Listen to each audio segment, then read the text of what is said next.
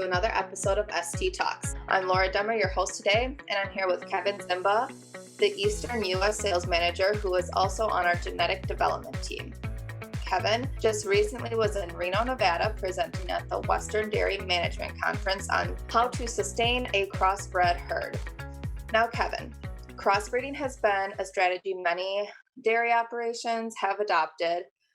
Before we dive into the breeding strategy that you spoke on, can you just give us a broad understanding of the why behind crossbreeding programs? Yeah, thanks, Laura. And I mean, it's really a great topic to talk about. And the fascinating thing about crossbreeding is, it's existed for quite a while in whether it's the U.S. Holstein, well, I don't want to call it Holstein, but U.S. dairy population, but also worldwide. And it's probably been in the most recent period of time in the last 3 to 5 years as we see the milk marketing aspect of the U.S. dairy industry change significantly towards fat and protein, and especially protein. Dairies are wondering to themselves, how do I get more solids out of my cows? And then, as a more intricate part of crossbreeding, comes into this discussion about frame size. And frame size is, it's got a lot of different reasons why. Like, maybe the Holstein cow is too big for facilities. Maybe the Holstein cow has some lameness issues or productive life issues when she gets to that third and fourth lactation that some other breeds may not have. But on the converse side, we see a lot of herds with jerseys or a percentage of jerseys that are really wondering in today's market about salvage values. Salvage values of cull cows. But not only that, but the value of crossbreeding with beef. When we make Jersey times beef, whatever that beef sire is, that aspect of the beef cross market is starting to waver in its value. A lot of dairies are starting to question whether or not the value of those cross calves when they're coming from a Jersey herd, if that's going to be sustainable. So that frame size, on one hand, the Holstein is probably too big and the Jersey maybe too small. And so how do we create a cow, not think about purebreds, and think about the real framework of what a profitable, economically sustainable cow looks like, if that makes sense. For sure. And like you had stated, when you're selecting off of the frame size, and you said that Holsteins maybe don't have the best productive life or health traits, do you think that when you are doing this crossbreeding program, does it lead to a cow that is going to have higher health traits or better health traits and more productive life, maybe more of a sustainable herd as well? Yeah, definitely. And I think that's a great question from the standpoint of a couple different reasons. One is the selection pressure, I guess, of the traits that we're looking for. Like when we're doing, say, a Holstein times Jersey cross, in the past, when people have done crossbreeding, it's almost like they haven't done it with the intent to select for anything specific. It's more like I'm going to mate a Holstein to a Jersey and see what I get because I think that's a better animal. Now, knowing what we do through genomics and the percentage of Jersey and Holstein for different traits, we're actually able to say, hey, I want to make sure that I'm selecting for fertility, say on my Jerseys, or maintain productive life from the Holsteins, moderate frame size from the Holstein, increase percent components from the Jersey, and try to combine the traits that are going to be most beneficial. with that said, the health of the animal, the stayability, the livability, both as a cow, but also a calf, is really, really important. And that's where I think the heterosis or hybrid vigor, as everybody likes to refer to it as, comes into play.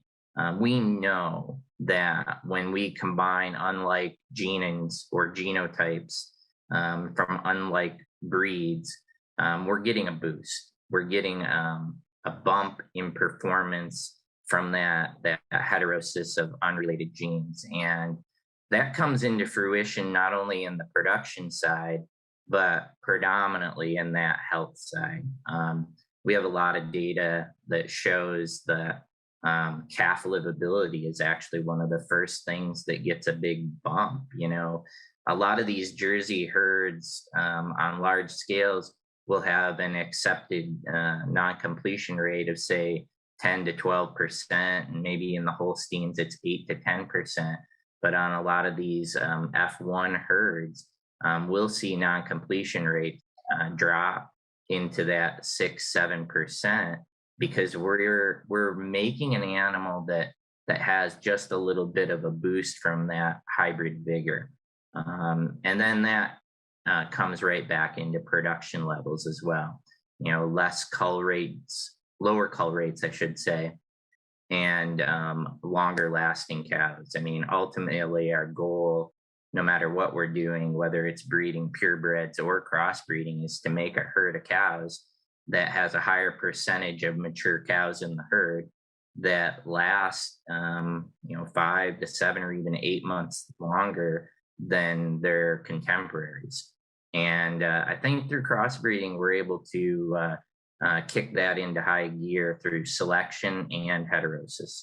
So, with this effect of heterosis, like give us a rundown on the type of crosses that you are suggesting, and why you would suggest them. Yeah, you know, it's a really, there's a lot of different ways to skin the cat, and that's probably the one thing that's great about the dairy industry.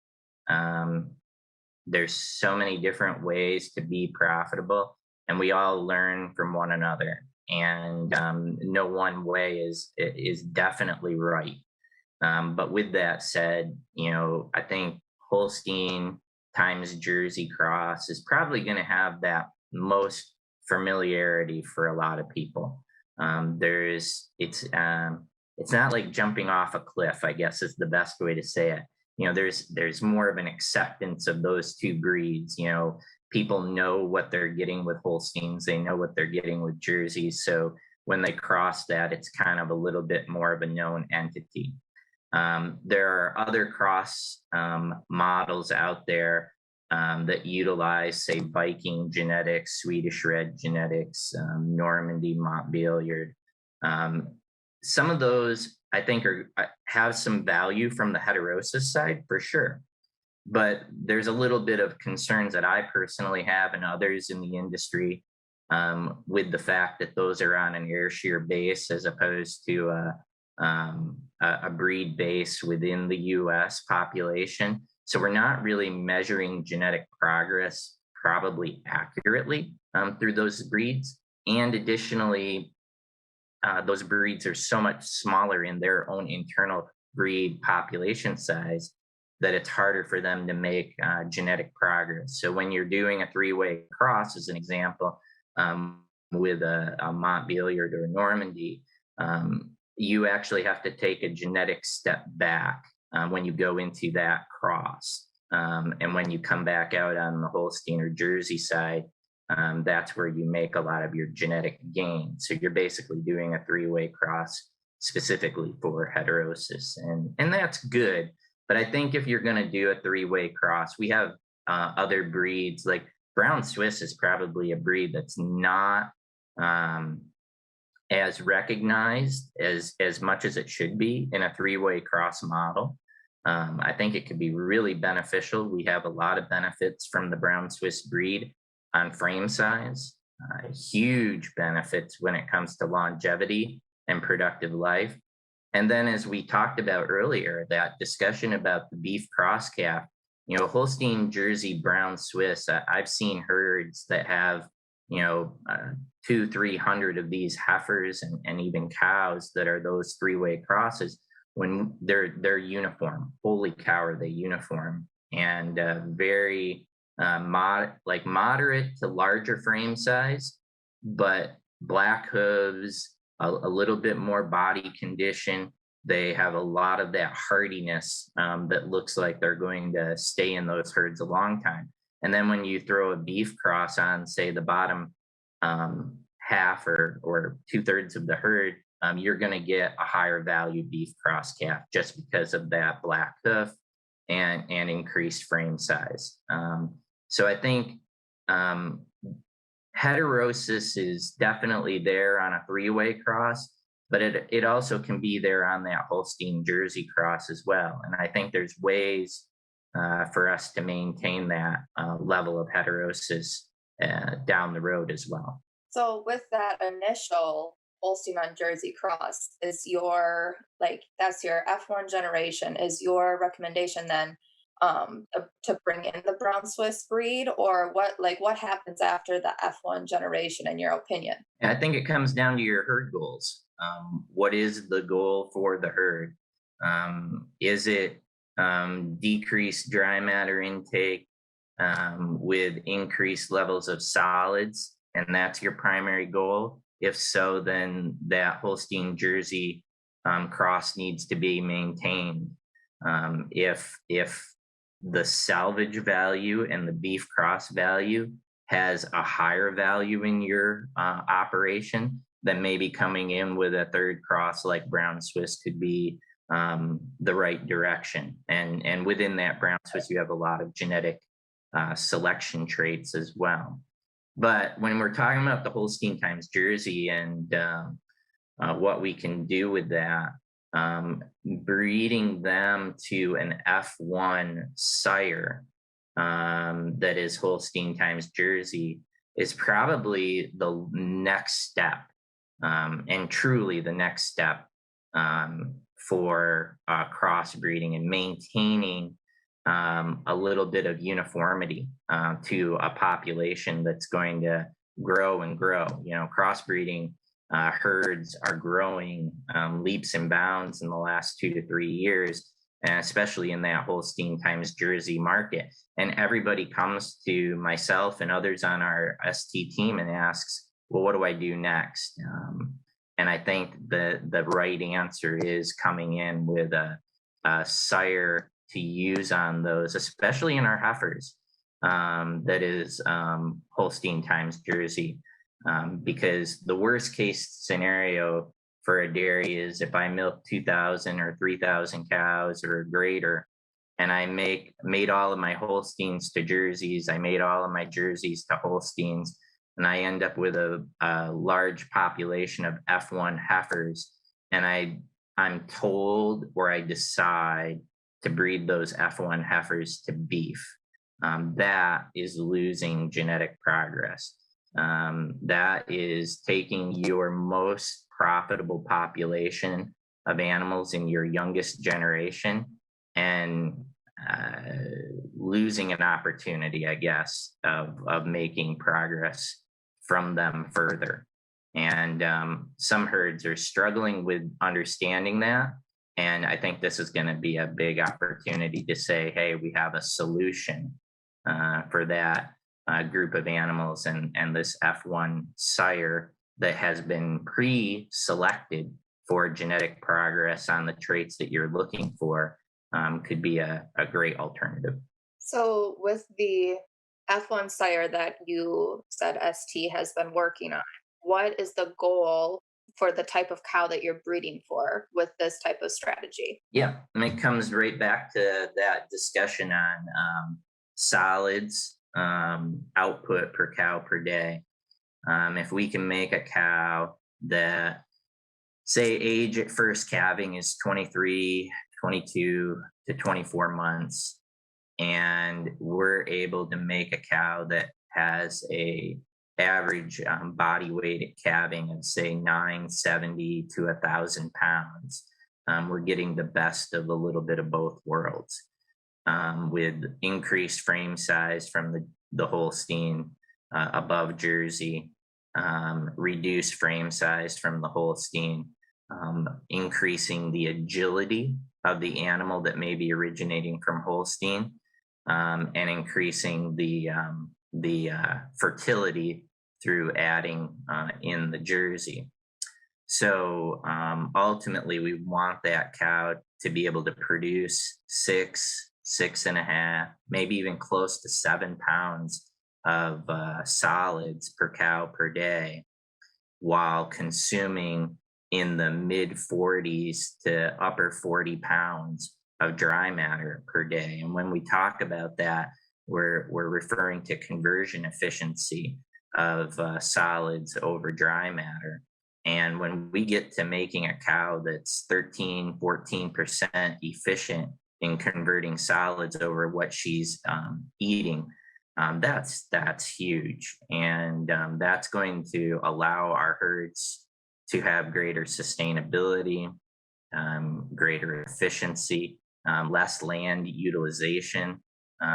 That's the key. I mean, we're continually pressured in our dairy models to use less resources to make more product, and this is one way to do it. And that's the type of cow that we're trying ultimately to make through this program, and make her own entity. Like, I don't want to say, like, eventually we're not even going to call them crossbreds. We're going to call them something. I mean, we're calling our program ST Stamina. Will this be the stamina breed? Will this be something on its own because it's got a value to the population? So ultimately, that's what we're trying to produce. For sure, a very modern concept for the dairy producers. So Yeah. you had just said that STgenetics, this is going to be called their stamina program. How far is ST into this program? Where are they at with it? What can producers expect from the program itself? Yeah. We're probably in year two of the project. We're very fortunate and grateful to have a partner dairy in this program that has done a lot of the initial legwork. This dairy has high genetic levels and performance levels, incredible performance levels for both their Holstein and Jersey populations. And really, it's been almost like a marriage of the minds, from the standpoint that, we at ST were heavily investigating these concepts to make a more modern, as you said, Laura, cow that is profitable and sustainable.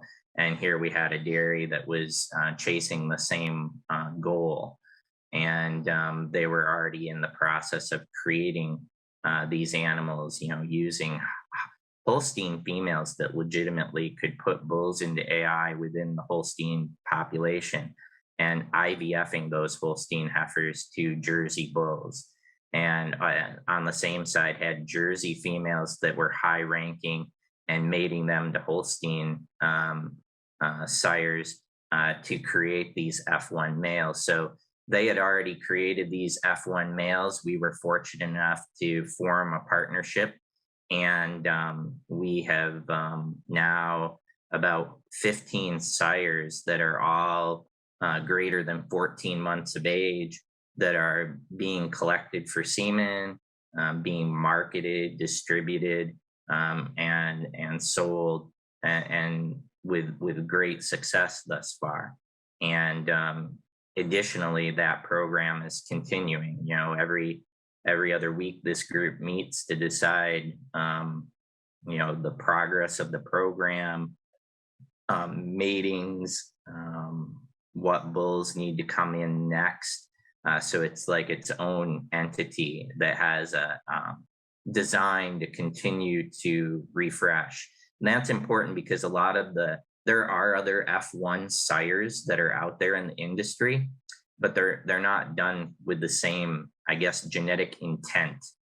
These have been made with that crossbreeding model on complete purpose, with the intention of not just making these bulls and watching how they sell, making these bulls with the intentions of having this be a continued program where we bring in new bulls every 3 to 6 months and we rotate bulls out, and it has a validation program through phenotypic records of these animals, and then eventually their own genomic test for a crossbred population.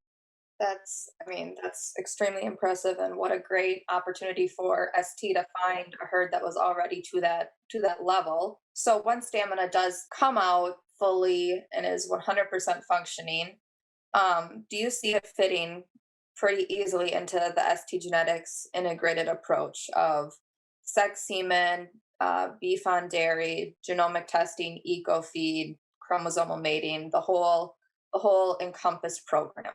Yeah, it has to. I mean, all of those tools that you mentioned, Laura, are um, not just important to STgenetics, but they're important to our producers that we see day in and day out. So that model of integrated approach and sustainability has to be where this eventually goes, or is already in that, I guess, another spoke in the wheel of everything that we can offer.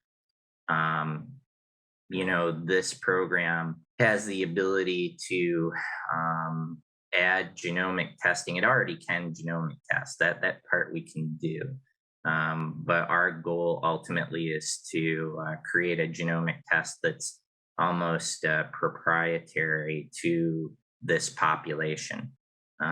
Meaning we're going to learn a lot more about this, the progeny of this program as their own population, and as those daughters calve and produce, and we're collecting a lot of data on these, we're actually going to be able to more accurately give you a genomic prediction for these animals.